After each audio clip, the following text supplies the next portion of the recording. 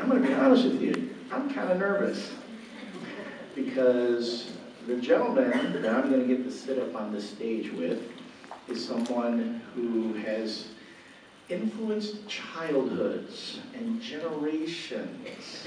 And I'm a writer, and if ever in my lifetime I could ever approach 100th of what this man has been able to accomplish, I would consider myself very successful. So, without further ado, Mr. R.L. Stine.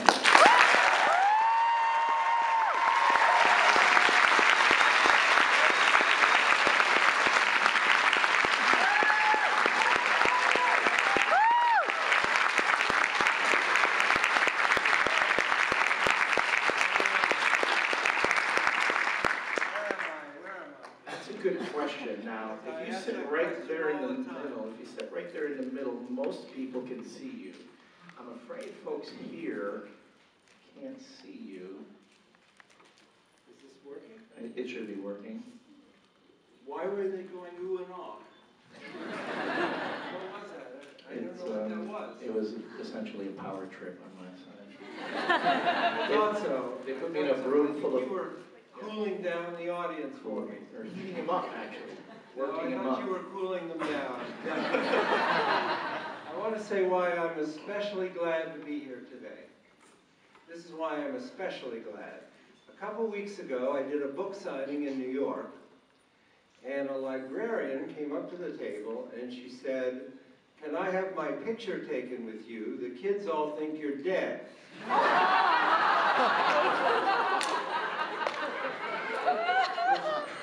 That's why I'm especially glad to be here today.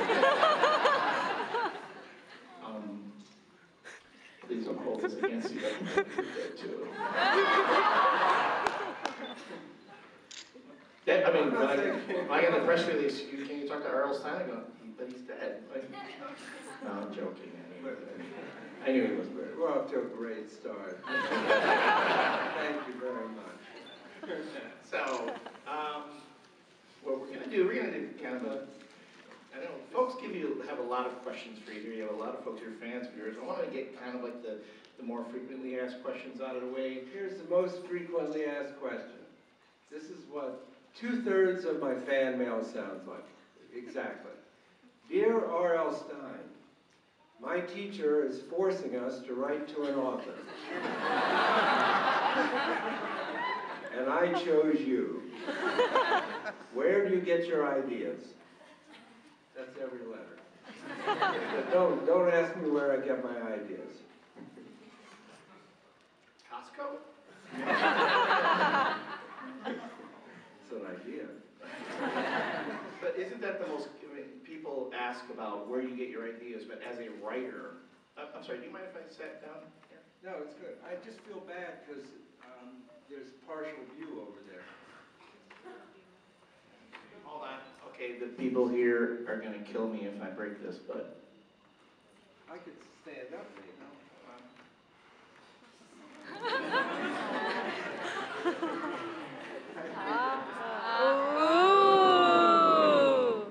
Wait for it.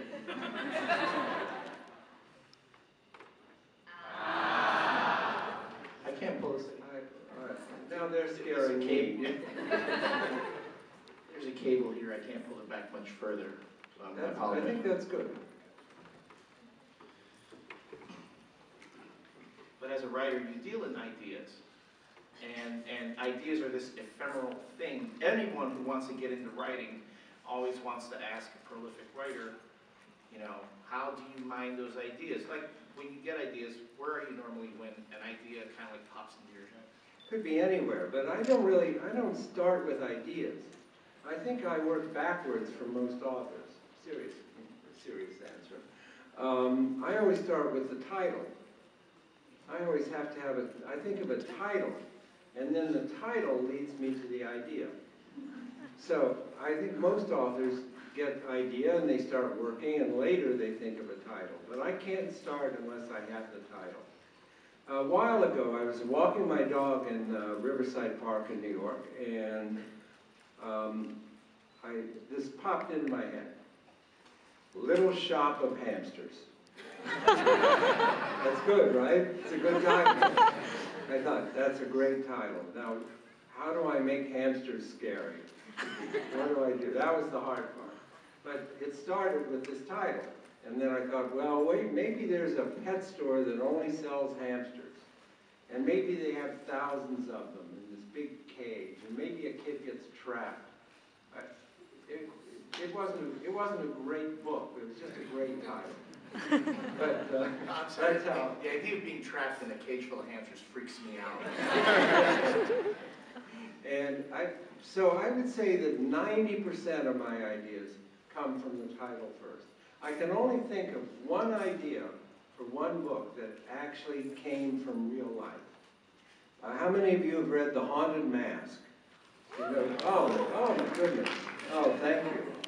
Thank you very much. Well, it's about a girl named Carly Beth who puts on the haunted mask and it sticks to her face and she can't get it off. It becomes part of her face and it turns her evil. Now here's where the idea for this book, this came from true life. When my son Matt was a little guy, he was little, it was Halloween time, and he was trying on a green rubber Frankenstein mask.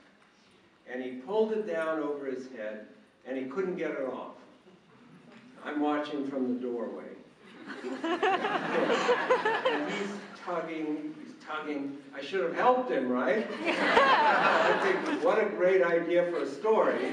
I'm writing notes, I'm making notes, he's tugging the mask. And that's where that book came from. Torturing children. Or just standing by while they're being tortured. Oops. Okay, so. A little water torture for you. That's called karma. Okay, so, well, what about writer's block? Have you ever had to deal with that? No. I don't have time.